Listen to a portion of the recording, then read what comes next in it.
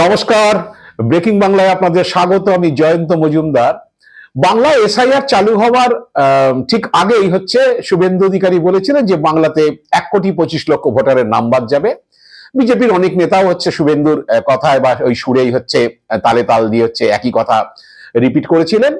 তো মুখ্য নির্বাচন কমিশনার জ্ঞানেশ কুমার তিনিও কোমর বেঁধে নেমেছিলেন যদি বাংলায় 1,25,00,000 ভোটারের নাম বা 1.5 কোটি নাম কেটে দেওয়া যায়, এবং মূলত সেটা সংখ্যালঘু সম্প্রদায়ের হতে হবে, তাহলে মোটামুটি পারপাসটা সাফ। তো যখন এসআইআর এর প্রথম পর্বে 58 লাখ ভোটারের নাম বাদ গেল, তখন বোধহয় নির্বাচন কমিশন বুঝতে পেরেছিল যে এইভাবে তো হবে না। মানে যখন ওরা খবর পাচ্ছিলেন, কারণ সবকিছু আপলোড হয়ে যাওয়ার পর যখন দেখা যাচ্ছে 58 লাখের মতো বাদ যাচ্ছে, তারপরে ওরা 7 দিন সময় পেয়েছিল ভোটার লিস্টটা, খসড়া লিস্টটা আপলোড করার জন্য। তো তখনই সেই জ্ঞানেশ কুমারের মস্তিষ্ক প্রসূত সেই এআই সফটওয়্যার সেটা করা হলো, যেটা দিয়ে লজিক্যাল ডিসক্রিপেন্সি, মানে বিহার এসআইআর যেটা ছিল না, বাংলার এসআইআর ক্ষেত্রে সেটা হলো, অন্য স্টেটে হয়েছে 1980 পরে। তো সেই লজিক্যাল ডিসক্রিপেন্সির নামে বিভিন্ন লোককে সন্দেহজনক তালিকায় ফেলা হলো। অন্য স্টেটে লজিক্যাল ডিসক্রিপেন্সি হয়েছে, সেখানে লোকজন ভোটাররা তাদের নথিপত্র জমা দিয়েছে, শুনানিতে ডাক পড়েছে, নথি জমা দিয়েছে, সেখানকার অফিসাররাই সেই নথি দেখে স্যাটিসফাইড হয়ে কাউকে ক্লিয়ার করে দিয়েছে, কাউকে বাদ দিয়েছে, এটাই হয়েছে। বাংলা কিন্তু সেটা হলো না। অন্য রাজ্যে যেটা হয়নি সেটা বাংলায় হয়েছে।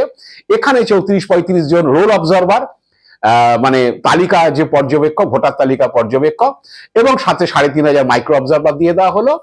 এবং তারা বুঝতে পারলো যে যা অবস্থা তাতে 1 কোটি 1.5 কোটিতে নিয়ে যাওয়া সম্ভব না।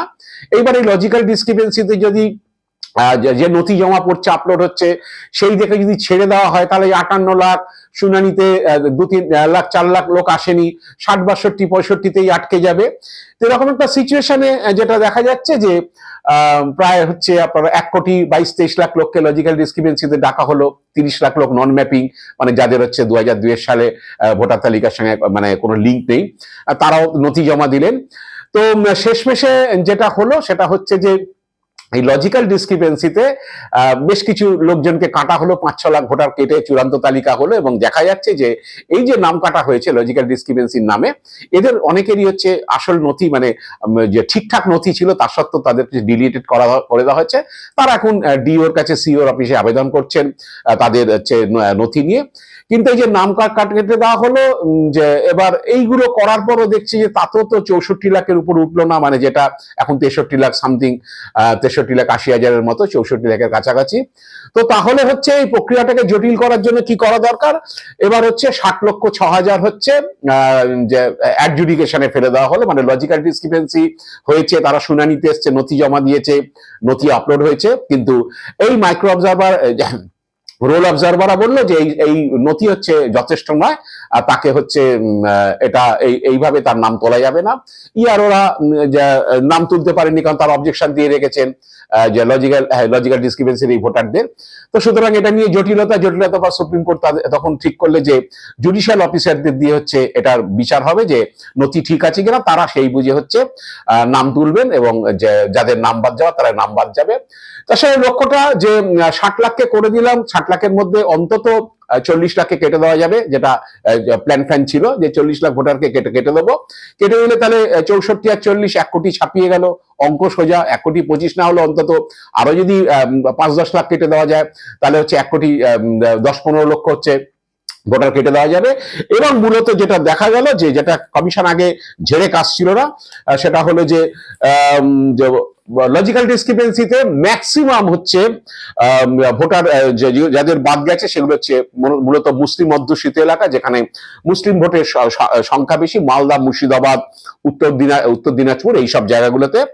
আমি কয়েকটা বলছি, যেমন ধরুন ভগবান গোলা 1,09,000 1,09,435 জন লজিক্যাল ডিসক্রিপেন্সিতে পড়েছে। রঘুনাথগঞ্জ মুর্শিদাবাদে 1 লক্ষ রঘুনাথগঞ্জে 1,15,087 জন, শামশেরগঞ্জ 1,08,400 জন, সুতিতে 1,04,980 জন। তো এইরকম বড় বড় সব 1 লক্ষের উপরে, মালতীপুর মালদায় 94,750, হরিশ্চন্দ্রপুর মালদা 91,978, চাঁচল 73,901, চাকুলিয়া উত্তর দিনাজপুর 74,647, মেটিয়াবুরুজ 77,691, কলকাতা বন্দর 32,378, আমডাং 41,000, রানীনগর মুর্শিদাবাদে 92,000, মানে মুর্শিদাবাদে এক একটা আসনে দেখা গেছে কোনো জায়গায় 50, 52, 57% পর্যন্ত লজিক্যাল ডিসক্রিপেন্সিতে ফেলে দেওয়া হয়েছে। মানে একটা বুথে যদি 1000 ভোটার হয়, 500 জন 600 জন হচ্ছে লজিক্যাল ডিসক্রিপেন্সিতে পড়ে গেছে। মূলত মুসলিম এলাকা, লজিক্যাল ডিসক্রিপেন্সিতে ফেলে দিলাম। যদি নথি ঠিকঠাক দিতে না পারে, নামের বানান ভুল, অমুক ভুল, টাইটেলের বানান ভুল, বয়সের ডিফারেন্সে সব নানান রকম কায়দা কানুন সব বার করেছিল ওই জ্ঞানেশ কুমারের সফটওয়্যারে। তো সেটা যদি দিতে না পারে তাহলে এই 60 লাখকে ফেলে দিলাম, যে অ্যাডজুডিকেশনে এদের মোটামুটি 40-45 লাখ বাদ চলে যাবে, তাহলে একটা 1 কোটির উপর চলে যাবে। আর এইরকম ধরনের হচ্ছে মুসলিম এলাকাতে কাটলে যদি বিজেপির কিছু সিট বার করে নেওয়া যায়। এবং দেখা যাচ্ছে প্রতিটা জায়গাতে 2021 সালে ওই আসনগুলোতে যে বেশ কিছু আসনে দেখা গেছে বিজেপি যে মার্জিনে হেরেছে তার থেকে অনেক বেশি হচ্ছে লজিক্যাল ডিসক্রিপেন্সিতে, কোনো কোনো জায়গায় ডবলেরও বেশি হচ্ছে লজিক্যাল ডিসক্রিপেন্সিতে ফেলে দেওয়া হয়েছে। যে এবার আয় তোরা এসে দেখা, তারপরে দেখছি আমরা কি করি। তো এইটাতে যেটা হলো, সুপ্রিম কোর্ট হস্তক্ষেপে অন্তত যারা রাজনৈতিক বিশেষজ্ঞ তারা বলছেন যে 40-45 লাখের লোকের নাম কিন্তু তারা মানে এটা বেঁচে গেল বলে তারা আশা করছেন। কারণ এই যারা নথি দিয়েছেন, যারা এখন অ্যাডজুডিকেশনে চলে গেছেন, তাদের মধ্যে অন্তত 60,06,000-এর মধ্যে 40 থেকে 45 লাখ ভোটার হয়তো বেঁচে যাবেন, তারা নথি দিয়েছেন, তাদের নাম হয়তো থেকে যেতে পারে।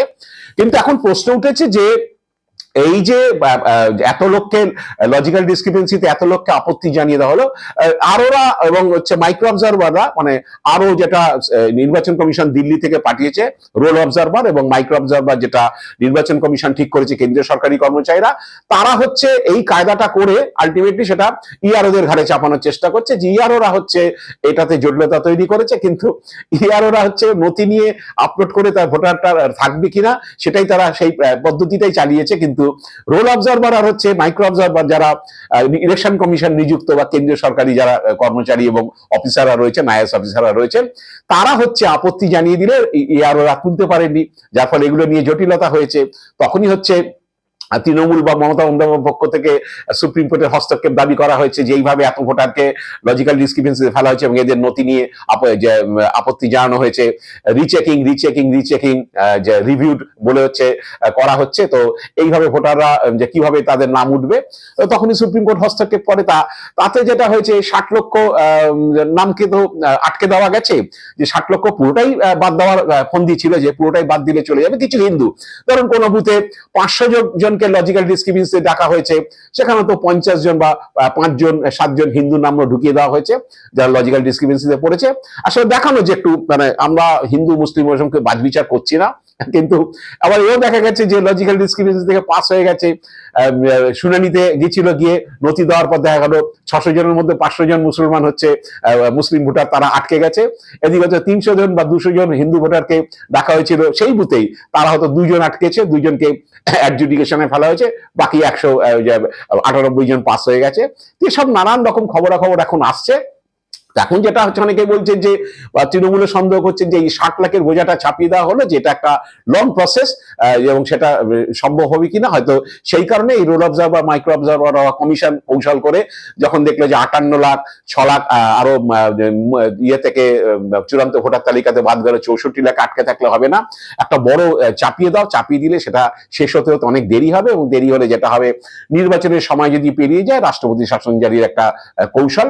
তো শুভেন্দু অধিকারী এটা বলেছেন যে এসআইআর যদি শেষ না হয় তাহলে 5 মে 7 মে যাই বলুন, উনি 5 মে বলেছেন, অনেকে বলছে যে 7 মে। এই 5 মের মধ্যে যদি মন্ত্রিসভা গঠন না হয়, নতুন সরকার তৈরি না হয়, তাহলে রাষ্ট্রপতি শাসনে চলে যাবে। এই প্রসেস যদি কমপ্লিট না হয়, আর এসআইআর কমপ্লিট না হলে ভোট হবে না। তো এখন যেটা রাজনৈতিক বিশেষজ্ঞরা অনেকেই বলছেন যে বঙ্গ বিজেপির মধ্যে একটা, বঙ্গ বিজেপির লোকজন একজনের সঙ্গে কথা বললাম, তারা একটা আশঙ্কা প্রকাশ করছেন বা একটা ভয় পাচ্ছেন যে সুপ্রিম কোর্ট হচ্ছে এসআইআর কমপ্লিট না করে হয়তো যেটা ভোট হওয়া উচিত না, কারণ সব ভোটারই বলতে পারে যারা বাকি থেকে যাবে, যাদের শুনানি শেষ হবে না। কারণ এখনো পর্যন্ত যে 535 জন জুডিশিয়াল অফিসার এই শুনানি করছেন, তার মধ্যে মূলত হচ্ছে 300 জন যেটা যারা হচ্ছে জেরা জজ পর্যায়ে তারাই মূলত জিনিসটা দেখছেন। তাদেরকে ধরা হয়েছিল দিনে 250 মতো করে তারা শুনানি শেষ করবেন, কিন্তু তারা দিনে 45-50টা বেশি করতে পারছেন না। সবেমাত্র 4 লক্ষ সামথিং, 4 লক্ষ 10-12 হাজারের মতো হয়েছে। তাতে 25-28% মতো ভোটার বাদ পড়েছে যাদের কাগজপত্র ঠিক মনে হয়নি। বাকি 3 লক্ষ সামথিং হচ্ছে তারা নাম রাখতে পেরেছেন। তো এই এখনো প্রায় 55 লক্ষ বাকি, সেটা করতে করতে 3-4 মাস সময় লেগে যাবে। এখন সুপ্রিম কোর্ট হচ্ছে এই 3-4 মাস সময় নিয়ে এসআইআর কাজ শেষ করে তারা ভোটে যেতে গেলে রাষ্ট্রপতি শাসন জারি করতে হবে। এখন সুপ্রিম কোর্ট রাষ্ট্রপতি শাসনটাকে অ্যালাউ করবে কিনা, নাকি হচ্ছে এসআইআর কমপ্লিট না হলে ভোট হবে না, এরকম একটা জায়গাতে দাঁড়িয়ে আছে সুপ্রিম কোর্টের সিদ্ধান্ত। যে সুপ্রিম কোর্ট কি বলবে, এসআইআর কমপ্লিট করেই যাও, তাতে রাষ্ট্রপতি শাসন জারি হলে হবে, রাষ্ট্রপতি শাসনেই ভোট হবে, কিন্তু এসআইআর কমপ্লিট করেই ভোটে যেতে হবে। আবার সুপ্রিম কোর্ট এও বলতে পারে যে, যেটা বিজেপি ভয় পাচ্ছে, যে এই এখনো পর্যন্ত যখন এসআইআর কমপ্লিট হয়নি, তাহলে নির্বাচন কমিশন হচ্ছে নির্বাচন ঘোষণা করে স্টিপুলেটেড টাইমের মধ্যেই যেটা করা দরকার সেটা করে ফেলুক, এসআইআর এর প্রক্রিয়া চলতে থাকুক, এবং হচ্ছে ভোটের পরে 1 মাস 2 মাস 3 মাস শুনানি শেষ করতে যা সময় লাগবে সেই সময়ের মধ্যে হচ্ছে এই যে ফ্রেশ ভোটার লিস্ট তৈরি হবে। কারণ হচ্ছে ভোটমুখী রাজ্য 5টা রয়েছে সামনে, এই 5টার মধ্যে আসামে এসআইআর হচ্ছে না, সেখানে নির্বাচন কমিশন একটা ছুতো দেখিয়েছে যে আসামে এনআরসির কাজ চলছে, তাই সেখানে ভোটার তালিকায় এসআইআর করার দরকার পড়ছে না। কিন্তু ভোটার তালিকায় এসআইআর করাই যেত। প্রতি বছরই লোকজন মারা যায়, প্রতি বছরই লোকজন শিফটেড হয়, প্রতি বছরই অনেক ভোটার থেকে যায় যাদের ট্রেস পাওয়া যায় না, ডুপ্লিকেট এন্ট্রি এসব থাকে। তো সেখানে এসআইআর করা যেত, কিন্তু আসামে এসআইআর করা যাবে না, বিজেপি শাসিত রাজ্য তো, আসামে এসআইআর ছাড়াই হচ্ছে ভোট হচ্ছে। তা সুপ্রিম কোর্ট বলতে পারে, আসামে যখন এসআইআর ছাড়া ভোট হচ্ছে, তাহলে বাংলায় অসুবিধা কোথায়? তুমি এসআইআরটা ভোটের পরে শেষ করো, এই প্রসেসটা চলতে থাকবে, প্রসেসটা থামবে না, ফ্রেশ ভোটার লিস্টের জন্য সেটা চলবে। আর পুরনো লিস্টে 2025-এর লিস্টে তুমি ভোট করিয়ে নাও, আর ভোট আটকানো যাবে না, রাষ্ট্রপতি শাসন আমি অ্যালাউ করবো না। সেক্ষেত্রে কমিশনের একটু চাপ হয়ে যাবে, বিজেপির পক্ষ চাপ হয়ে যাবে, বিজেপি বঙ্গ বিজেপি নেতারা সেটাই ভয় পাচ্ছে। শেষ পর্যন্ত শুভেন্দু অধিকারী, গণেশ কুমাররা যে কৌশলটা নিয়েছিলেন প্রথমে 1 কোটির উপর ভোটার কাটা, সেটা যদি সম্ভব না হয়, বিচারকরা যদি সেই ভোটারদের নথি দেখে সন্তুষ্ট অনেককেই রেখে দেন, যদি অন্তত 75%, 80% ভোটার থেকে যায়, তাহলে যে পারপাসটা করা হয়েছিল সেটা সাকসেসফুল হবে না। এরপর যদি এই নাম কেটে সেই ভোটার তালিকা ভোট না করা যায়, যদি পুরনো ভোটার তালিকাতেই সুপ্রিম কোর্ট শেষ পর্যন্ত ভোট করিয়ে নিতে বলে কমিশনকে, যেহেতু আসামে এসআইআর হয়নি। তো এইসবের জন্যই চিন্তায় এখন দেখা যাক যে সুপ্রিম কোর্টের কি আগামী দিনে পদক্ষেপ করে সুপ্রিম কোর্ট। সুপ্রিম কোর্টের এই বেঞ্চে যারা রয়েছেন, সে তার মধ্যে বাঙালি বিচারপতি জয়মাল্য বাগচি রয়েছেন, তারও নামের গন্ডগোল বেরিয়েছে, তার কাকারও নামের গন্ডগোল বেরিয়ে সব অ্যাডজুডিকেশনে চলে গেছেন। এখন জয়মাল্য বাগচি নিশ্চয়ই বুঝতে পারছেন, তাদের যদি এই দশা হয়, মুখ্য সচিব নন্দিনী চক্রবর্তী যদি অ্যাডজুডিকেশনে পড়তে পারেন, তাহলে গ্রামের সাধারণ মানুষ, গরিব মানুষ, বিশেষ করে অনেক মহিলাদের ডকুমেন্টস নেই সেই রকম ভাবে, তাদের কি অবস্থায় রয়েছেন, কি টেনশনে তারা দিন কাটাচ্ছেন, এইটা নিশ্চয়ই সুপ্রিম কোর্ট ফিল করছে। দেখা যাক এখন সামনের দিনে কি আদেশ হয়, আমরা অপেক্ষায় আছি। আজ এ পর্যন্তই। আপনারা ভালো থাকবেন, সুস্থ থাকবেন, নমস্কার।